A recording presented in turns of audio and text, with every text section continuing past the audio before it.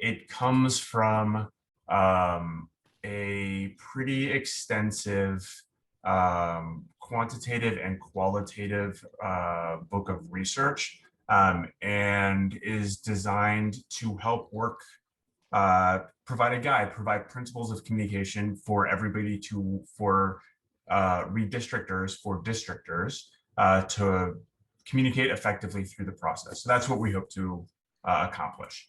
So there we go. The agenda for today is districting and our goals, key messages, base messaging, fairness, resources, villains, stakes, do's and don'ts, and then any questions. So our goals as communicators are to inspire and motivate people to engage in the districting process, to focus the conversation around resources and equity, and demand that leaders draw fair and equitable maps. A couple of quick subpoints. One of the recommendations that came out of the ASO frame shift messaging work was to rebrand from redistricting to districting. It's a challenging transition. To be honest, I oscillate back and forth just because redistricting is a thing that I have known and come to grips with over the years. I think we all have. So depending on the forum, use your best judgment based on the audience that you're trying to reach. I'm also like these goals here are more squarely focused on the communications effort, and I'm not trying to draw sort of like sweeping objectives for all of redistricting, right? This is focused really on the communications and messaging. So the phrasing that I lay out here, or that is laid out here, no matter our color, background, or zip code, most of us believe that voters pick our leaders and leaders should not pick their voters. This phrasing, no matter our color, no matter our zip code, no matter our ethnicity, no matter our race, tested as very effective. It was as an on-ramp to action. The reason it did that is because it establishes shared values and highlights the intent to the intent and the impact to achieve equity. As communicators, it can be a double-edged sword to assign motives. In this case, that's exactly what we want to do. A handful of politicians in states across the country work to rig the process, drawing districts to serve their political interests instead of our community's needs.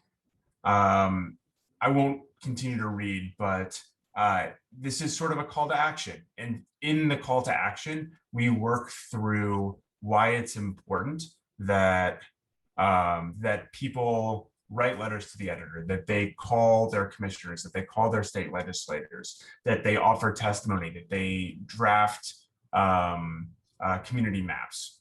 We want high levels of engagement. Engagement is the name of the game, and this communications framework is hopefully the vehicle to help you get there.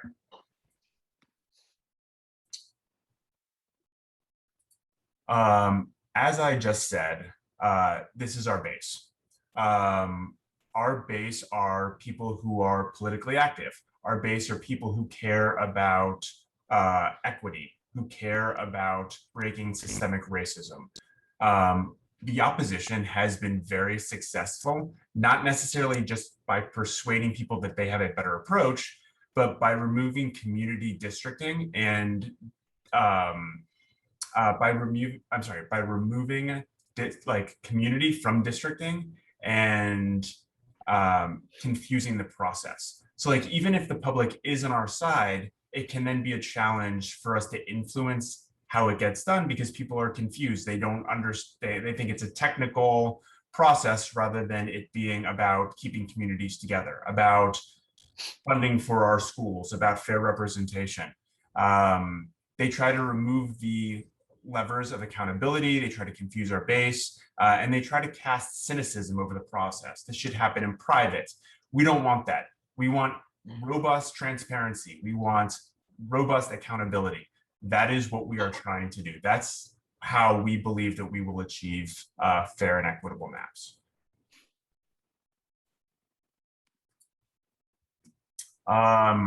There are rules. So fairness inspires more than representation. And so like people, the idea of fair representation is an important one, but fairness actually inspires, and I'll get to this in a little bit, people see economic and racial justice as a vehicle to fairness. So talking about resources for schools, for healthcare, for roads, for public infrastructure, that is a communications vehicle that tested better than representation itself. In that vein, our base is inspired by voting. They are more inspired by economic and racial justice. Honestly, don't be afraid to talk about race. Equity comes from resources. We take back power from those who are rigging the system and ignoring those who need it most. That goes back to that initial framing, that rhetorical structure that we talked about at the very top. No matter what we look like or where we live, no matter what our background is or what our zip code is, what our faith is, what our background is. Again, these establish shared values and highlight the intent and the impact of achieving equity. It is very, very important, according to the message testing, and something that we have been repeating over and over and over again, to establish urgency. Urgency comes by laying out the stakes. The stakes are that when redistricting is done, it is fixed for 10 years. Now is the moment in order for us to speak out, to organize our communities, to let our elected leaders know why this is so important that we get involved. And again, I think this graphic is really effective. A lot can change in 10 years. You know, there are times in which I still wish I had a flip phone, but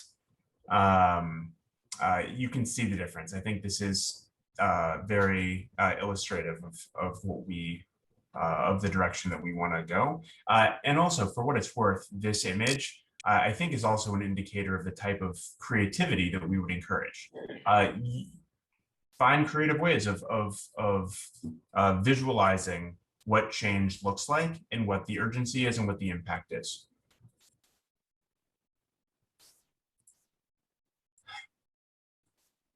Don't be afraid to define our opposition. Define the villains and their villainy. This statement: politicians try to divide us, drawing districts to silence our voices based on what we look like, where we come from, or how much money we make. Statement: a handful of politicians are drawing district lines to divide us so they can choose which voters to heed and which to ignore. These are very effective statements at defining what we are up against, why it matters, and why it should animate your action. Why is it worth your time to get off your couch, to leave your house, to make a call, to write a letter? Use active verbs, carving up communities, slashing communities in half. Verbs, language that triggers anger, but anger that motivates, not anger that depresses or suppresses. People want to be empowered. That breeds confidence and that breeds confidence and empowerment. However, one thing that we found was that partisan messages evoke backlash, even with partisans.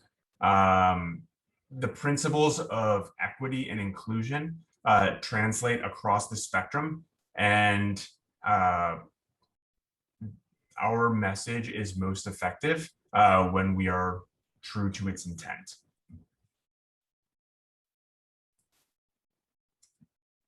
This is a broader narrative. Again, our goal is to influence, to motivate people to take action, but it's also to influence the process in general. And that's one thing that we don't want to lose sight of. So I included this. We'll send it around in the materials afterward. Um, uh, but it's a slightly broader take on what our core message is. So let's run it back. The do's and the don'ts. Do connect new maps to accurate representation and resources for your community. Resources, resources, resources. Define community and communities of interest, which is a very important piece in our process. Do it in plain terms that make sense. Create urgency by underscoring the lasting impact. Be positive, be inspirational. People can make change. This is not cynical. This is pure. This is civic engagement, and everyday people can make a difference. This last piece on the do side is one that my brothers and sisters in the labor movement know very, very well. We stand together. There is power in numbers. Collective action works. Don't be partisan. It turns off even the partisans. Don't get hung up on language. Simplify. Use everyday language, use everyday images that make sense. And especially for those of us who are talking directly to political reporters, don't accept the premise of the racehorse frame. It's not versus Republicans. That is reductionist, and it is a disservice to the people whose lives are really affected. Reject the premise of that frame and insist that resources are resources, equity, fairness, that's the direction that this needs to go. And that's how you should answer the questions. That's how you should try to work the refs and work the reporters. That's what we would recommend your social media look like. Any questions?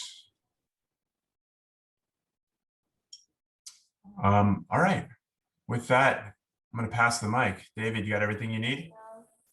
Hey, everybody. I believe I do. My name is David Cornarens. I'm the research director here at HIT Strategies. And along with one of our partners, Roshni Nadangati, we conducted 2 phases of research, which I'll be describing, and the messaging recommendations that come from it, and largely align and reinforce what you've been hearing from Josh and Anat with ASO. So let me go ahead and share my screen. And then, okay, great. Everybody can see the community members locked in arms as we move forward. Wonderful. So this is somewhat of a long presentation. I'm going to take an expedited approach to it and go through the, focus group section slightly quicker, because the focus group section, we conducted 4 focus groups in southern states. That content talks more about where people currently are, not where we want them to be or where our message is going to move them. So I'll go through that slightly quicker, because the messaging is most detailed and sharpest based on the multi-state poll. And so the poll section, which also was of 8 states in the South, that section I want us to spend more time on. And then we'll take questions and answers at the end. So hopefully this will take about 10 to 15 minutes. So the core objectives laid out for us by fair redistricting reform was to understand awareness of terms and what the resonance were of certain terminology. We then went and looked at the connection that people observed, or whether they could be induced to observe it through messaging between redistricting or district drawing, as we more frequently refer to it as, and everyday people's lives, the impacts to their daily life. And then the third was how to, through messaging, increase engagement, increase self-reported likelihood to get involved, and assist organizations who are organizing around district drawing or considering lawsuits to protect communities' interests related to district drawing. So those were our overarching core objectives. The last slide should directly answer these three questions.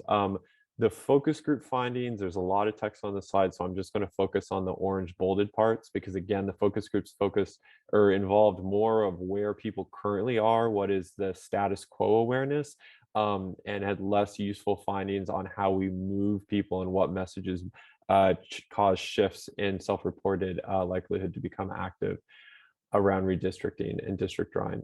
So the focus group findings, one, voters lack in-depth knowledge of redistricting, even if they have an awareness that it involves drawing districts or involves defining where politicians run for election.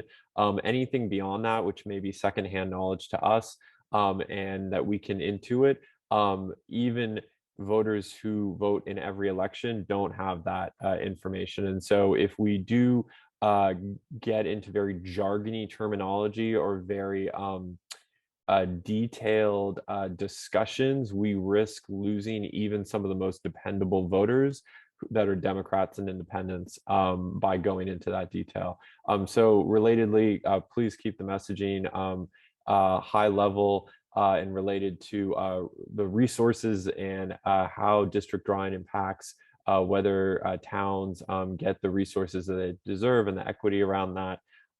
We did find that dividing lines was a metaphor that was already in voters' minds and relates to either race and or class, sometimes both, divisions within their towns and cities. So we recommend that dividing lines is a theme and a metaphor that has the opportunity for us to use that and kind of problematize district drawing through that because people are already speaking of it before we ever even introduced any information about district drawings or political districts or anything along those lines.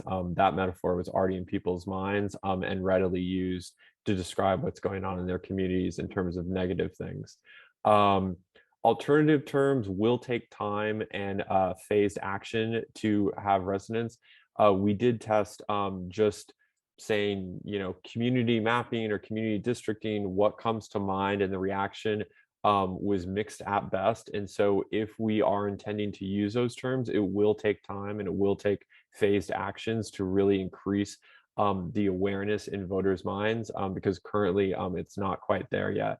But like I said, I'm going to skip through this part because most of the key findings come from the poll in terms of how to move voters forward to where we want them to be. I will say that these lists of states on the left were the states that the focus groups recruited participants from. This was very explicit for us that we need to focus on southern states and especially Black voters within those states. And so that's why there are African American super voters and then average participatory voters in the first two focus groups. And then the remainder focus groups are mixed race, excluding white voters.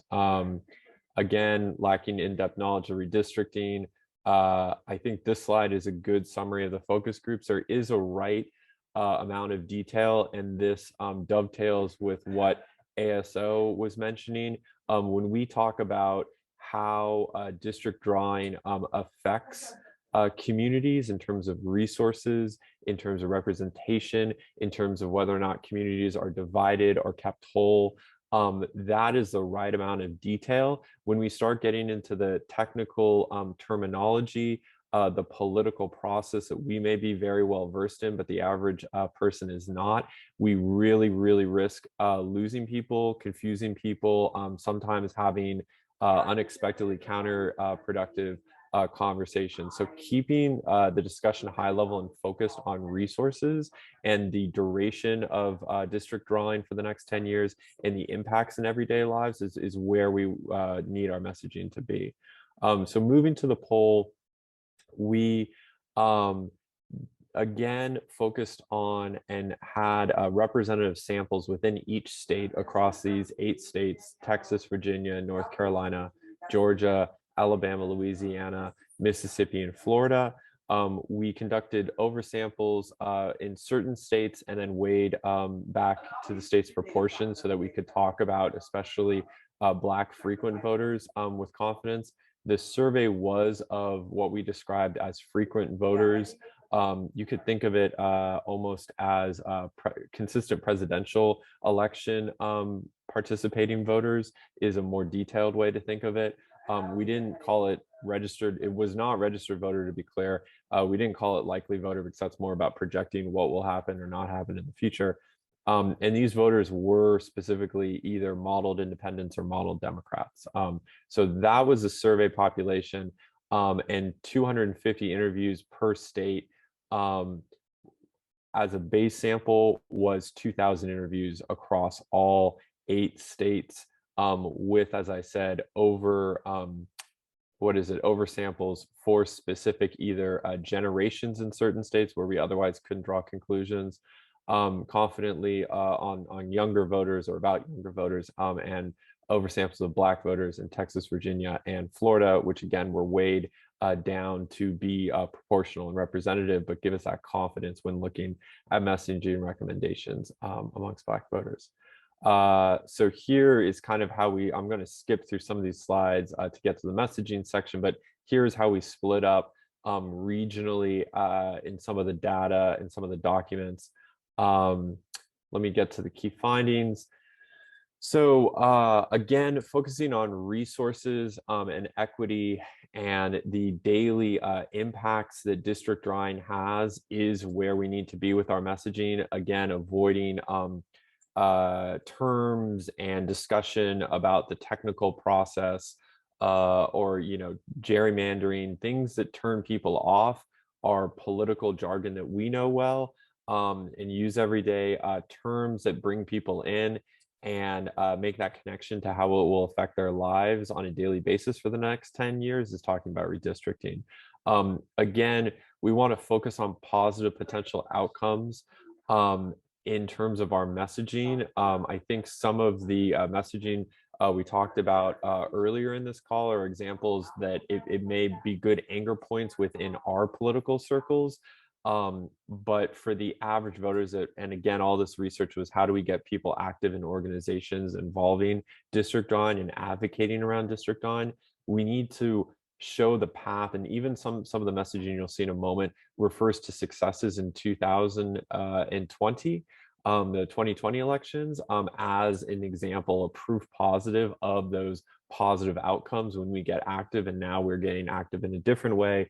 Rather than casting a ballot, we are engaging and organizing and working to make sure our communities are respected and they receive the resources they need for the next 10 years. That's a kind of example of the message contrast there. And what I just mentioned about communities and resources is where we want to be. There is, we also tested what types of messengers specific to occupations test best, and people express the most amount of trust that they would have when hearing information about district drawing, if it was coming from community activists, educators, service providers in terms of nurses, doctors, and then again, to underline what Josh was saying, we need to create a sense of urgency, especially with where we are with the census data already being released. And part of the way we create that sense of urgency is explicitly mentioning the duration that what is happening next year in terms of drawing the districts will impact everybody, and that's for 10 years. And you'll also see some of the most effective messaging made that explicit reference to the duration of what district drawing will impact us for the next 10 years. I'm going to skip through some of these cluster segmentations and get to the messaging section. So again, this actually isn't about trust. We asked frequent voters across all these 8 states. Here are about, I think, 8 or so ways to be active, ways to take civic action, and what has the most positive benefit in your mind, what is the most impactful in a positive way. And I do want to underline that collective action, group action, as you can see on the top, of this list ranked highest in terms of either significant impact or what frequent voters believe had a lot of impact. And so I think that was an interesting and clear divide, that more individualistic actions that a person could take in a positive civic way, such as making a public comment, posting on social media, writing a letter. Voters did not find that as significantly impactful in a positive way as compared to helping an organization that protects your civil rights, volunteering for community organization, joining a community organization. So collective action, standing with our brothers and sisters, I think, as Josh mentioned earlier, is a really good frame and way to focus that it's not about an individual as much as joining with people who are already doing this action, successfully doing this action, joining a movement that is already rolling to advocate for our communities. That difference is a key difference that we want to underline in terms of messaging recommendations. Here, I will just say we asked a couple of questions about familiarity and importance of district drawing process. These frequent voters who are in terms of our conversations most likely to potentially get involved do report very high levels of familiarity, but it is a mile wide and an inch deep, which is why they may say they're aware of that term, but we don't want to get into a very technical discussion or use terms that lead to a technical discussion, because the voters are not there, and it often will go in a direction, that discussion we saw in the focus groups will go in a direction that's unexpected and not productive in terms of our goals. So skipping through these to the messaging. So let me say we tested the messages and they were largely informed by research that other researchers in the coalition are performing, and then also the ASO research. We asked it on a, how convincing is this message for you to get involved in an organization that advocates around district drawing? On a 0 to 10 scale, where 0 was not at all convincing, 10 was extremely convincing. You can see all of these messages, which I'll go to in a moment, the actual text, and we will in a few slides dive into slicing and dicing and pointing out the most effective parts of the messages. These messages all were seen as convincing. So the question is, what is the top of the heap effectively? What is the top testing most effective? And as we've been saying, it is messages, as you can see here, that talk about how district lines or district drawing is crucial for our community's future. A child who is 5 now will be 15 by the time the district lines are drawn again. That's most of their childhood, talking explicitly about that duration in terms of everyday people's lives and the impacts this has. When we fight for a fair district map, we are fighting for our children's future. The other message that we tested, I think, is, and this kind of came up in a question about parties. Definitely, we agree should not be talking about Democrats or Republicans, but we can still draw a populist contrast between lawmakers or politicians. Probably politicians is preferred as a term. Politicians who want to draw districts and stay in power and silence your vote. We need to remind the politicians that they work for us and not the other way around. Similar to what Josh was talking about on the recommendation that voters should choose their leaders. Leaders shouldn't draw district lines to choose their voters. Very similar to that. That was also a top testing message. And then the proof of winning, as I was saying earlier, when we can point to proof of how this is already working, how even if this is victories in terms of just overall turnout increasing in 2020, and bad politicians being held accountable, again, not using any Democrat or Republican labels or any partisan labels, just talking about voter turnout, elections, the success of that, that especially in states such as Georgia, that is very effective as saying this is already working, civic action is already working as collective group action. Let's continue when it comes to drawing district lines that will affect our communities. So looking at those messages, just to go back, um, almost uh, almost 90%, 80 in the mid 80s to almost 90% of voters found those three messages totally overall convincing, either extremely or somewhat. So rating it 7 to 10, or sorry, 5 to 10 on a convincing scale. If we look at the most intensity, that's a dark blue, the most intensity, the extremely convincing, 59%, 57%, 55% of these frequent voters found these top three messages extremely convincing, rating them either 8, 9, or 10 out of 10 on a convincing scale. And we can see again, these top three messages, which are our recommended messages, each has a slightly different flavor and has a theme or recommendation that's slightly different than the other. But across all of the individual states, so here we have state by state data because we weighed this poll so that we could confidently look within each state. Each of the states, these top three messages were still the top three, with a note that in Georgia, it was actually proof of winning. The message talking about historic turnout in 2020, rising to number one. But these top three are still consistently top three in all of these southern states. So granted, if you are advocating or organizing in states outside the South, this might not be necessarily applicable. I would wager it probably still has some salience, at least one of these three messages, but this research specifically focused across 8 states in the South. When we looked at, this is a little bit of looking at subgroups or a certain slice of the frequent voters based on targeting. This is a key slide I want to get to. So what beyond what I just said do we really want to point out in these top testing 3 messages?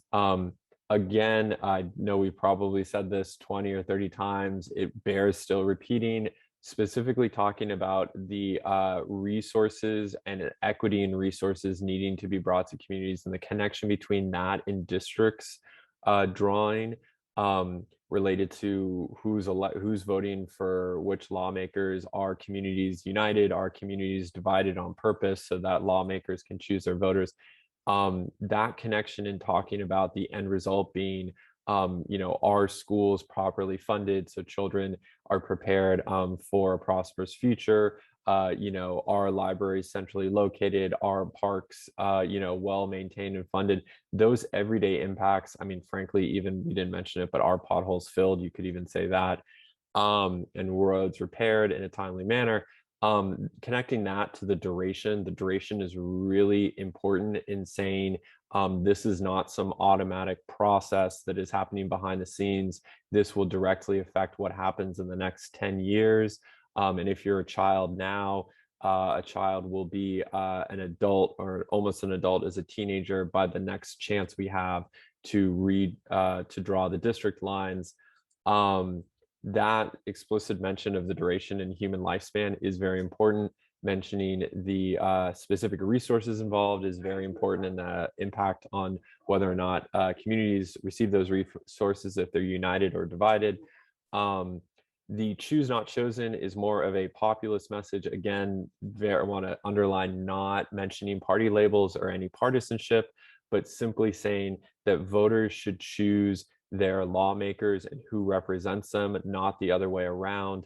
And if we ignore this district drawing process or assume it's an automatic thing we can't be involved with, then the politicians win and they get to choose us. That's a different flavor. And so I want to point that out. Depending on where you are, that may or may not be the top, but in all likelihood, it may be one of the top testing messages if you're in a state, even not one of these 8 states. And then lastly, the proof that we are having successes and turnout is increasing. And this is another related way that we need to take civic action collectively. So just to show within both racial groups broken down by age, over and under the age of 50, within different either self-reported big city dwellers or more rural folks in these states.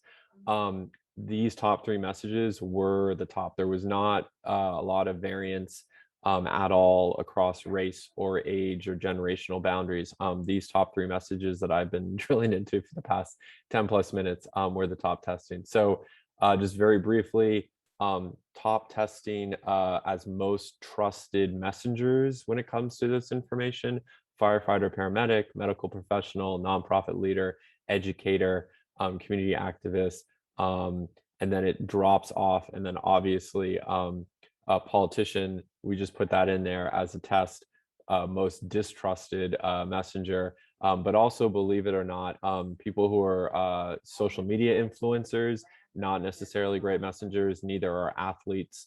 So I wanted to point that out. So our overall recommendations, based on everything I just discussed, and I know we're running up on the hour here, is that dividing lines is a good entry point metaphor if it's engaging people who haven't problematized or see this as a problem yet. Engagement efforts are most effective with high-level conversations that do not go into technical political terminology about the process. We want to stay away from that. We want to focus on communities and the resources. And we say if necessary, but it was good to hear Josh saying we do need to define a villain. If we are defining a villain, our recommendation based on our research is that it is politicians who want to choose their own voters. Again, staying away from party labels, staying away from partisanship. And then frequent voters are which is who we surveyed, frequent voters are most motivated to take action by aspirational messaging that talks about successes in the past and successes that can happen in the future, and the explicit mention of the duration of time that district line will affect us in the next decade. And so I think that is it. Let me. All right, so thank you, David. Thank you, Charge and FRR. David, when you have a chance, if you could send me the presentation, and then I will load it into the email that is drafted and ready to go out the door. If you all have any questions, you should have my email. It's josh@newheightscommunications.com. Please feel free to be in touch. And also, just one last plug, redistrictinghub.com. Lots of trainings, lots of resources. Go check it out. Thank you all, and happy Labor Day.